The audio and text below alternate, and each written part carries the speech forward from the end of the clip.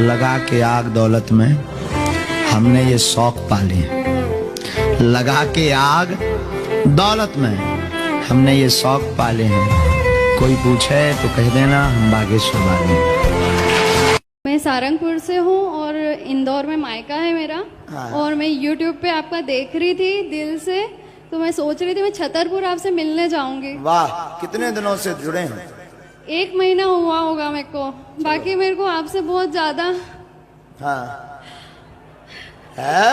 आप लोगों ने देखा है कि किस तरह से बागेश्वर धाम के बाबा पटना में आए और हिंदू राष्ट्र की घोषणा करके चले गए और लाखों लोगों की भीड़ को उन्होंने 5 दिनों तक संबोधित करते रहा। और यह बात भी उन्होंने कहा कि 2024 में हिंदू राष्ट्र बनेगा, हिंदू राष्ट्र बनेगा। इसके लिए लड़ाई हम जारी रखे हुए हैं और जारी रखेंगे। इन तमाम बातों पर मित्रों हम लोग इस वीडियो में चर्चा करेंगे।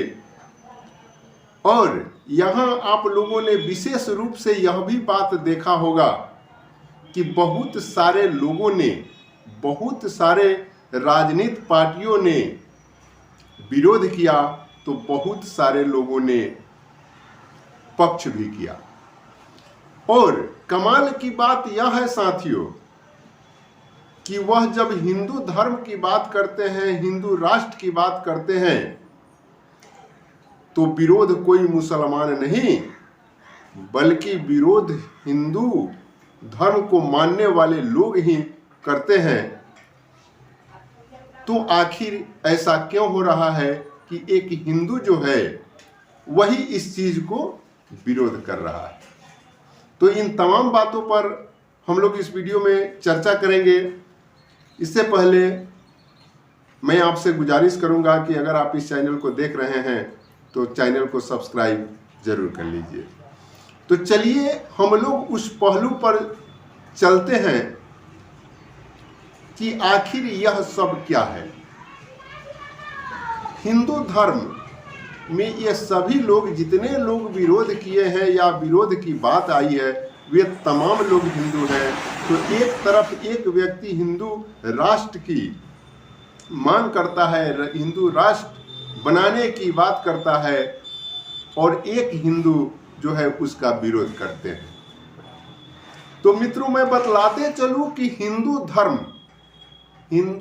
जो है ये सनातन का धर्म है।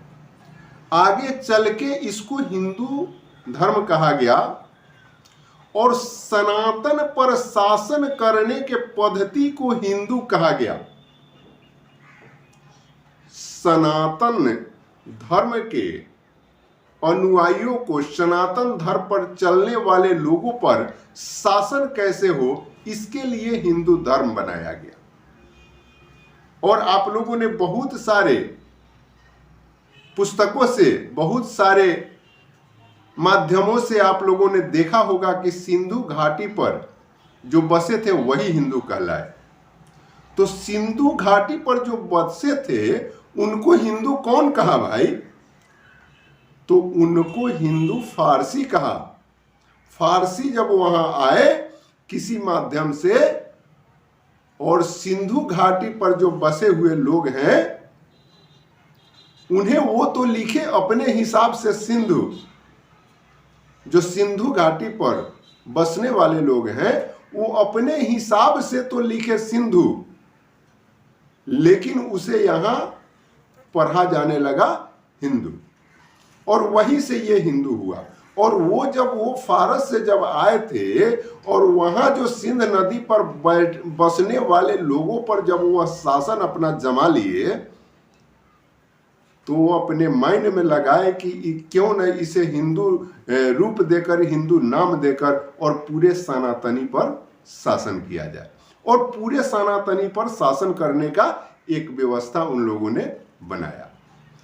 और इसमें कुछ लोग, कुछ जाति विशेष के लोग इसको, सनातन धर्म को हैंग कर लिया और उसको हिंदू बना दिया। अब हिंदू बना दिया तो आप समझ सकते हैं मेरु तंत्र के 33वें अध्याय में लिखा हुआ है साथियों कि हीनम दुष्यंति स हिंदू, जो हीनता को दूर करता है, हीनता का परित्याग करता है, वही हिंदू है। लेकिन इसमें आगे चल के होने लगा कि जाति में जो नीच हैं, जाति में जो छोट हैं, उन्हीं का परित्याग करो। और इस तरह से एक टूट का भावना इन लोगों ने पूरे समाज में जोड़ दिया और पूरे समाज को जातिवाद के जकरन में जकड़ दिया और नीच ऊंच का भेद बना दिया। एक तरफ मेरु तंत्र कहता है कि आप अपने अंदर के हीनता का परित्याग कीजिए, तो वहीं पर जो है अब यह जात वाले हीनता का परित्याग होने लगा। और इस तरह से हिंदू धर्म में एक जो विधान बना, उस विधान में कुछ ही लोग जो है उच्च पद पर आसीन है और बाकी सबको शूद्र बना दिया गया। और शूद्र बना दिया गया और उसमें यह व्यवस्था बैठाया गया कि आप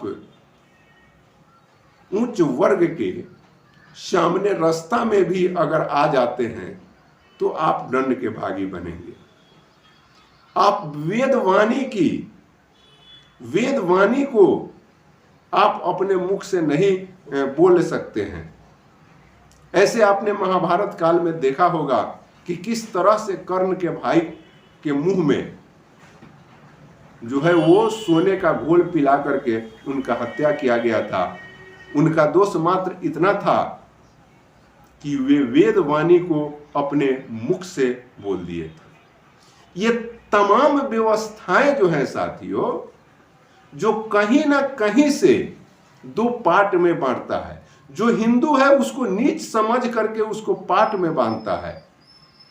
तो क्यों ना दलित इस धर्म को अपने खिलाफ में समझे, क्यों ना पिछड़ा इस धर्म को अपने खिलाफ में समझे। तो इस तरह से जिस व्यवस्था में एक सनातन धर्म को चलाने के लिए संविधान बना दिया गया हिंदू धर्म का, और उसमें जो है एक भेद बना दिया गया। मैं आपको बतलाते चलूं आपको कि महात्मा बुद्ध जी ने एक राजा कुल में जन्म लेते हुए और इस व्यवस्था में जो दोष देखा, उस दोष के तहत उन्होंने एक बौद्ध धर्म का स्थापना किया, जिसको अशोक सम्राट महेंद्र ने पूरे मध्य एशिया में फैलाने का काम किया। और आपको बतलाते चलूं इस वीडियो के माध्यम से साथियों कि जितने भी महापुरुष हुए हैं हिंदू धर्म में, अगर वो पिछड़े समाज से हुए हैं तो कहीं ना कहीं से उनको धर्म परिवर्तन करना पड़ा है। जैसे मैं आपको अगर नाम गिना दूं तो बिंदुसार को भी धर्म बदलना पड़ा था, चंद्रगुप्त मौर्य को भी धर्म बदलना पड़ा था, अशोक सम्राट को भी धर्म बदलना पड़ा था, महेंद्र को भी धर्म बदलना पड़ा था। और नए युग का बात करूं तो जो संविधान निर्माता डॉक्टर भीमराव अंबेडकर हुए, उनको भी धर्म बदलना पड़ा था।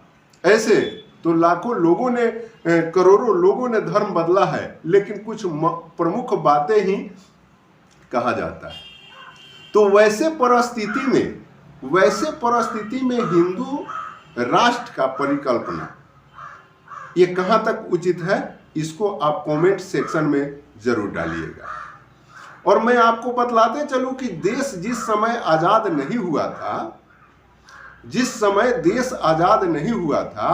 उस समय जो है बाल गंगाधर तिलक जो कांग्रेस में एक उच्च स्थान पाए हुए थे, उन लोगों ने भी एक विचार किया था कि जैसे ही हमारा देश आजाद होगा हम इसे हिंदू राष्ट्र बना देंगे।